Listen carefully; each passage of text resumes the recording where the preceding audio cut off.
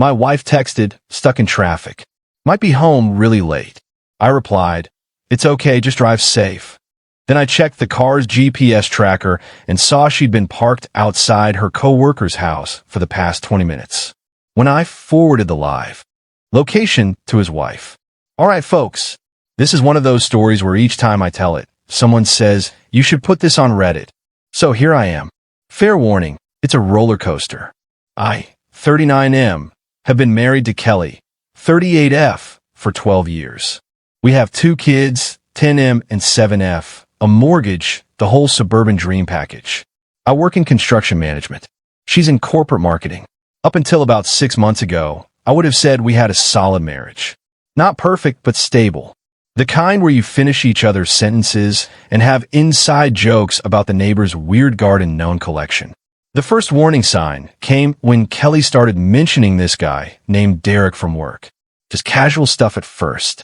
Derek said the funniest thing in the meeting today, or Derek's idea, saved us so much time on this project. Nothing that would raise alarm bells on its own. Then the term work husband started making appearances. Oh, Derek is basically my work husband. He knows exactly how I take my coffee and always saves me a donut from the morning meetings. I hate that term. Always have. It's one of those modern phrases that tries to normalize what previous generations would have immediately recognized as inappropriate, but I didn't make a big deal out of it. Trust is important, right? Around month 3 of the Derek Chronicles, Kelly started working late more often. Again, not unusual in her field. Marketing campaigns get hectic, deadlines loom, stuff happens.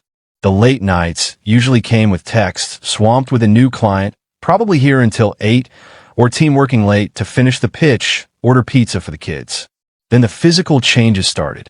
New haircut, new wardrobe, more makeup, more time at the gym. Classic signs, I know, but when you're in it, you tell yourself she's just practicing self-care or going through a phase. Fast forward to last Wednesday. Kelly texts me around 5:30 p.m. stuck in horrible traffic on the highway. Accident has all lanes blocked. Going to be hours late. Don't wait up for dinner. My response, no problem. Drive safe. But something fell off. Traffic reports weren't showing any major accidents. So, I did something I hadn't done before. I pulled up the app connected to our car's GPS tracker. We'd installed the system 2 years ago after her car was broken into.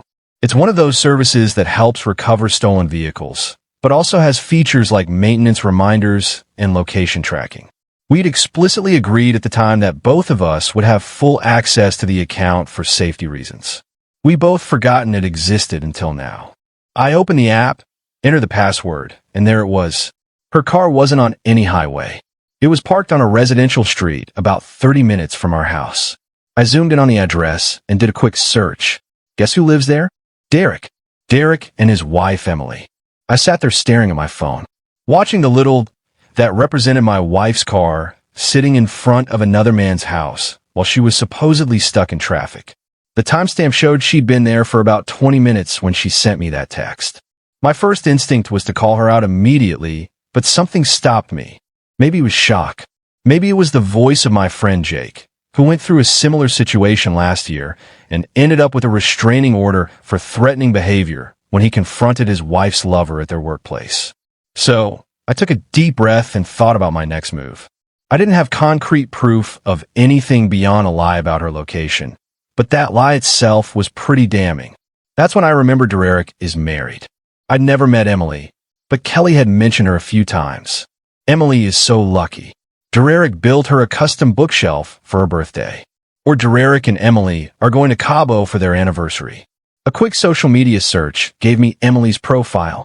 We had 3 mutual friends. Small world. Her profile showed a pretty blonde woman, always smiling. Lots of couple photos with Derek, plenty of inspirational quotes about love and family. They looked like the perfect couple. I hesitated only briefly before sending her a direct message. Emily, you don't know me, but I'm Kelly's husband. I think we need to talk. My wife told me she's stuck in traffic, but her car's GPS shows she's been at your house for the last 20 minutes. Are you home right now? I attached a screenshot of the GPS tracker, showing Kelly's car location and timestamp. Then I waited watching the screen to see if she'd read it. 5 minutes passed. Then the notification, Emily is typing. Her response nearly knocked me off my chair. I'm actually at my mother's house 30 m away. Been here since noon, helping her recover from surgery. Derek told me he was working late tonight. I'm looking at our security camera app right now. And yes, that's definitely Kelly's car in our driveway. And Derek's car is in the garage. This is interesting. She followed with a second message. Give me 10 minutes. Those are the longest 10 minutes of my life. I paced around our kitchen, stopping occasionally to check that the GPS that hadn't moved. It hadn't. Finally, Emily messaged again. I just turned on the outdoor sprinkler system. We have a smart home setup I insisted on since Derek travels so much. If you check your wife's location in about 60 seconds, I bet it'll be moving. I stared at my phone in disbelief, then started laughing. This woman was a genius. Sure enough, about a minute later, the GPS began moving away from the house. Almost immediately, my phone buzzed, a text from Kelly. You won't believe what happened. The traffic finally cleared, but then my GPS took me through some weird neighborhood, and someone's sprinklers went off and soaked the car. I'm drenched. Going to stop at the gym to change into the workout clothes I keep in my trunk. Be home in about an hour. I didn't respond. Instead, I went back to my chat with Emily. The dot's moving again, I typed.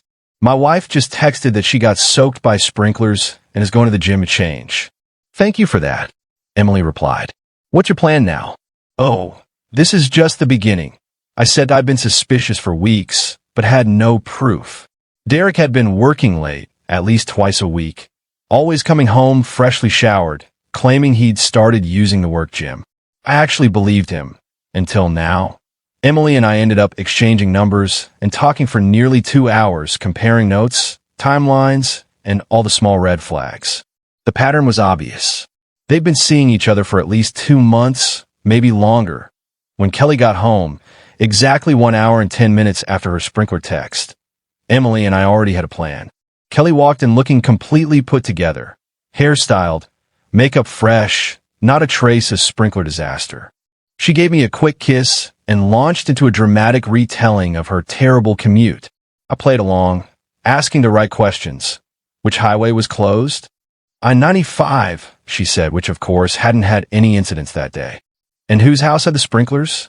Just some random neighborhood the GPS sent me through. Every lie dug her deeper. The next morning, I acted normal, made coffee, kissed her goodbye, told her to have a good day at work. Then I took the day off and met Emily for breakfast at a diner halfway between our homes. In person, Emily was even more impressive, calm, focused, and quietly furious. She brought a folder of evidence, text messages from their shared phone account, credit card statements with suspicious charges, calendar screenshots highlighting fake work meetings. Derek's not exactly a genius at covering his tracks, she said. He uses the same password for everything. And his phone's synced to our home computer. I've had access for weeks. I just wanted solid proof before making a move. Together, we came up with what we called Operation Public Service Announcement. The goal wasn't just to expose them. It was to do it publicly, unmistakably, with zero chance of denial. Our opportunity? A company party that Friday night. Spouses invited. Derek and Kelly would both be there. Perfect timing. For 2 days, I kept up the act. Kelly was all smiles and extra affection, guilt written all over her. When Friday came, she spent extra time getting ready, slipping into a new dress I'd never seen. I complimented her, meaning it. No reason to tip my hand. The venue was an upscale hotel ballroom. Kelly's eyes immediately scanned the room until they landed on Derek. Her face lit up before she caught herself. There's Derek and Emily, she said casually. Let me introduce you. We walked over. Derek, tall, gym-fit, expensive watch, shook my hand. Great to finally meet you, man. Kelly talks about you and the kids all the time. I smiled. Funny, she talks about you all the time, too. His smile faltered. Emily looped her arm through his and said, Honey, why don't you grab us some drinks? Kelly, could you show me the restroom? As they walked off, I made small talk with Derek, his job, the company, harmless stuff, while watching the time. Emily had said she'd need exactly 7 minutes the 6-minute mark, I guided Derek toward a quieter corner. "So, Derek," I said casually, "how long have you been sleeping with my wife?" His face twisted through 5 emotions in 2 seconds. "What? Man, I don't know what you're talking about." "Really? That's your move?" "Because I've got GPS data showing Kelly's car parked at your house Wednesday, when she told me she was stuck in traffic. And Emily's got quite the collection of your texts. Very explicit ones." He froze, then tried to recover. "Look, it's not what you think. We're just friends who get naked together while your wife's at her mother's." I cut and he glanced around, panicked. "Keep your voice down, man. We can talk like adults." "Oh, I'm being an adult," I said. "An adult who caught his wife and her work husband in a lie." I nodded toward the big screen at the front of the ballroom, where a slide now read a special presentation. Emily had returned, standing by the AV booth. As the company's event coordinator, she had full access to the presentation system. She caught my eye and pressed a button on her phone. The slide changed to a text conversation, unmistakably between Kelly and Derek, complete with names and profile pictures. The messages were explicit enough to expose everything, discussing their Wednesday meetup and warning to be more careful since I'd almost caught on. The texts came from the company's internal system, which clearly states all communications can be monitored. The room fell silent, then whispers spread. Kelly, still chatting with coworkers, hadn't noticed until someone pointed. Her face drained as she turned toward the screen. More slides followed. Time-stamped messages, nothing graphic but clear evidence. The final slide read, "Any questions? Ask Derek or Kelly or their spouses, who just found out. HR rushed to shut it down, but it was too late." Everyone had seen. Derek stormed toward Emily. "What the hell is wrong with you?" he hissed. "Nothing now," she replied calmly. "Your stuff will be on the lawn by morning." Kelly came to me, crying. "Mark, I can explain." "No need," I said. "Your location history already did." I left. She called 17 times that night. I ignored everyone. The aftermath was messy. Tears, begging, confusion for the kids. I filed for divorce. Kelly moved in with her sister. Derek was fired after the company confirmed he was her supervisor, a policy violation. Kelly was demoted and transferred after a 30-day suspension. Emily and I stayed in touch through our parallel divorces. She'd gathered enough evidence that Derek didn't even contest. Kelly later admitted the affair had lasted nearly 4 months. 4 months after what we called D-Day, Emily asked me to coffee as a date. I was hesitant, but coffee turned into dinner, then weekend hikes with my kids. 6 months later, with both divorces finalized, we're officially together. It's been healing for both of us.